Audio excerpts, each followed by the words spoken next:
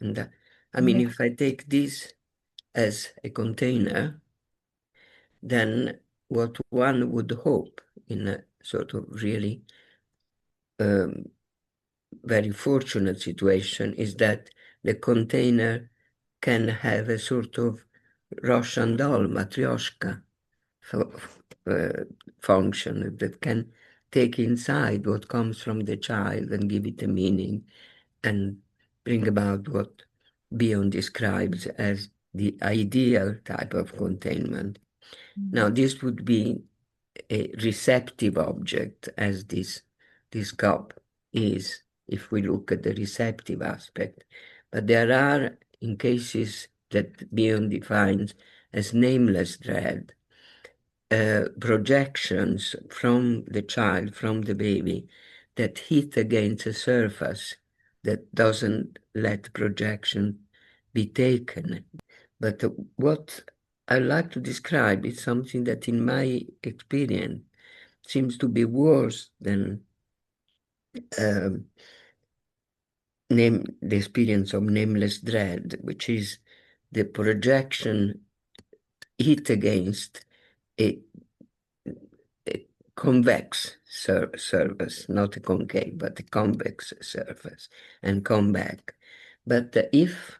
I mean, I haven't planned this, but I just happen to have next to me objects that might help. You won't believe it, but I just happen to have a teapot. Now, I think that nameless dread would just be hitting against the surface,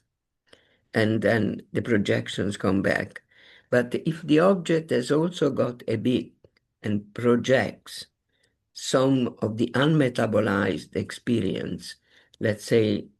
teapot is the parent, and what is received by the child is not only the bouncing back of his or her projections that haven't been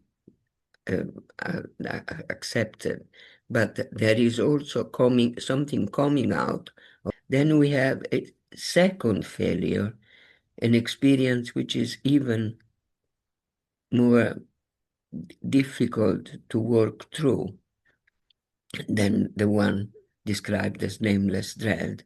And this is really what I have tried to think about and to explore in terms of what happens then if you introject something that is not a container, but in fact it is an intrusive something that